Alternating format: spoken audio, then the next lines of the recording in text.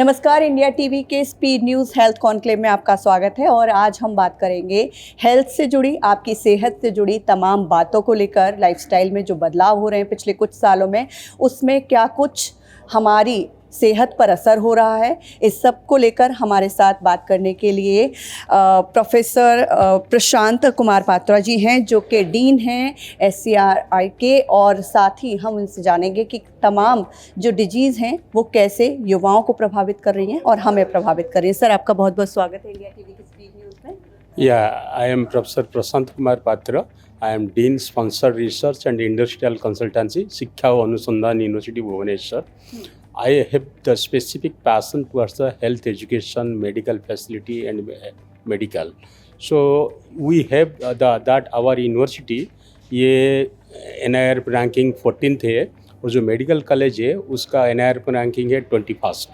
सो हम लोग क्या है ना, हमारा जो IMS institute of medical science and SUM hospital, इसमें 3500 बेड है, उसमें काफ़ी सारे फैसिलिटीज है and we have the modern equipment, AI related equipment and AI controlled equipment, and we have done more than 600 robo surgery in orthopedics. There are a lot of remark and surgeons, like you might be knowing that Padma Shri award is winner Ashok Mahapatra sir, Ashok Kumar Mahapatra sir, doctor, neurosurgeon. He is from our university. Recently in January, he received the Padma Shri award.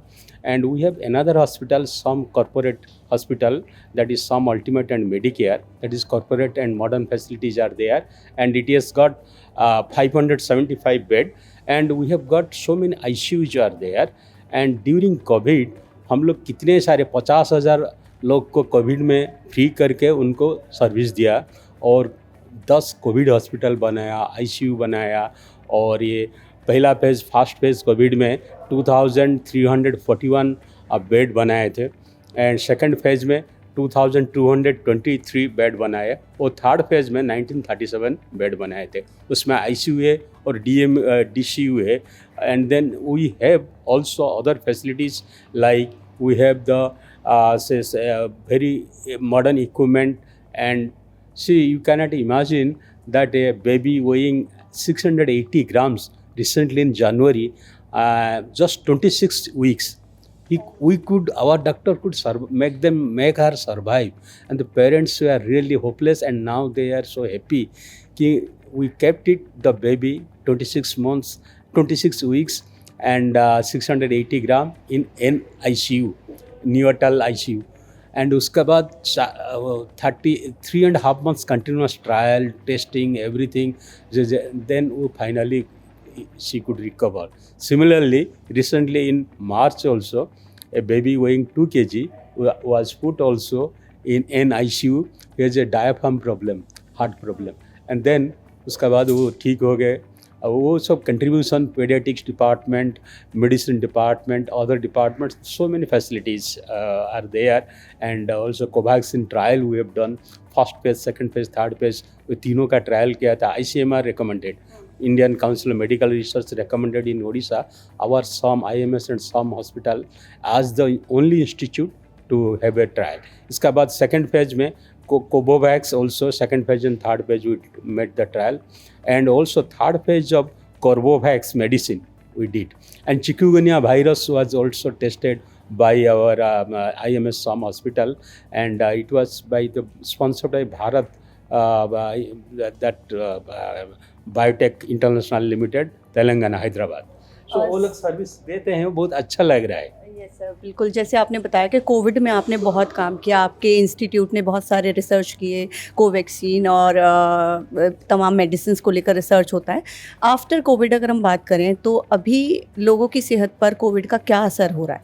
हाँ, अभी लोगों को क्या होता है ना, after Covid ज़्यादा COPD होता है, डिजीज जैसा है, चेस्ट पेन होता है, उनका ब्लड डिजॉर्डर होता है और उनका लीवर, किडनी में थोड़ा प्रॉब्लम है, ब्रीदिंग प्रॉब्लम आ रहा है, उनका आई साइड और प्रॉब्लम आ रहा है, अंतराल, ज़्यादातर कोविड का इफेक्ट होता है।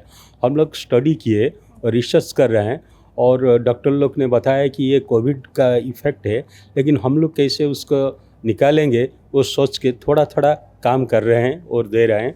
कि उनको बोल रहे हैं कि तुम थोड़ा एक्सरसाइज करो, प्रॉपर डाइटिंग करो, इन टाइम वो जो प्रॉपर स्लीप करो, minimum 6 to 8 hours you have to sleep, और उसके बाद प्रोटीन थोड़ा लो, कार्बोहाइड्रेट लेस लो, और ये सब करके उनका, और ये जो है ना आईफोन वगैरह ये वगैरह वो सब स्क्रीनिंग को थोड़ा कम करो, क्योंकि इसमें मेंटल टेंशन हुए वो ज़्यादा stress, young generation is they are very stress, so how to release their stress, we are also advising them, and also we are making some stress management courses, and we invite the speakers, motivators, and how to manage the stress, and students are used to do that, and we advise them that use social media as per your requirement, but do not make social media as your master, or you should judiciously use the social media.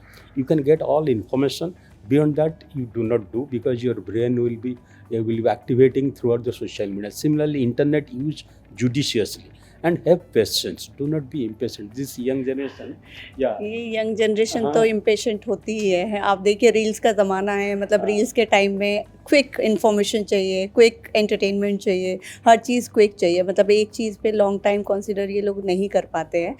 तो आप क्या मतलब advice देंगे कि कैसे अपने आप को इन सब चीज़ों से बचाएं? क्योंकि कुछ लोगों का तो ये सोशल मीडिया प्लेटफॉर्म उनके अर्निंग का सोर्स है, उनकी जॉब है, तो वो नहीं छोड़ सकते हैं।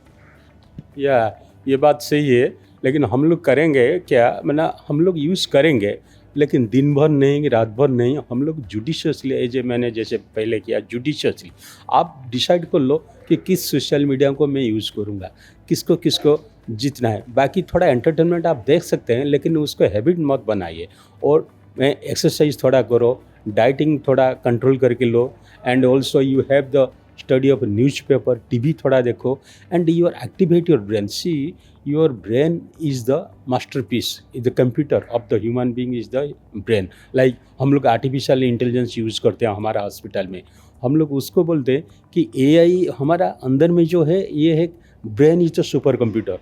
आर्टिफिशियल इंटेलिजेंस यूज़ करके कैसे सोशल मीडिया को कंट्रोल कर सकते हैं, जैसे wrong effect of ChatGPT, AI techniques, so those thing you should learn. And वो मैं तो वही बोल रहा हूँ कि वो लोग थोड़ा कंट्रोल करके करेंगे जुडिशियसली, क्योंकि ये यंग जनरेशन है, और हम लोग का जो पेरेंट्स है, पेरेंट्स को थोड़ा वॉच करने का है, जो मेरा लड़का लड़की बेटा बेटी क्या कर रहे हैं, थोड़ा गाइडेंस करने का, और इससे ज़्यादा कुछ नहीं है। वो लोग तो सोच रहे हैं कि हम लोग स्विच प्रेस कर देंगे तो हमारा नौकरी हमारा हाथ में आ जाएगा, लेकिन ऐसे नहीं। They should develop the habit of patience. वो एक्सरसाइज, प्राणायाम, योगा इसको करना चाहिए, और सेहत के लिए अच्छा है। और थोड़ा मॉर्निंग वॉक, इवनिंग वॉक वो बच्चों लोग को करना पड़ेगा, घर में कुछ एक्सरसाइज भी करना पड़ेगा। सर, हेल्थ को लेकर आप तमाम तरह के रिसर्च करते हैं, हाल फिलहाल में कोई ऐसा आपको की फैक्टर नज़र आता हो जो लोगों को, जिसके बारे में आप अवेयर करना चाहते हो, या लोगों को जिसके बारे में बताना चाहते हो?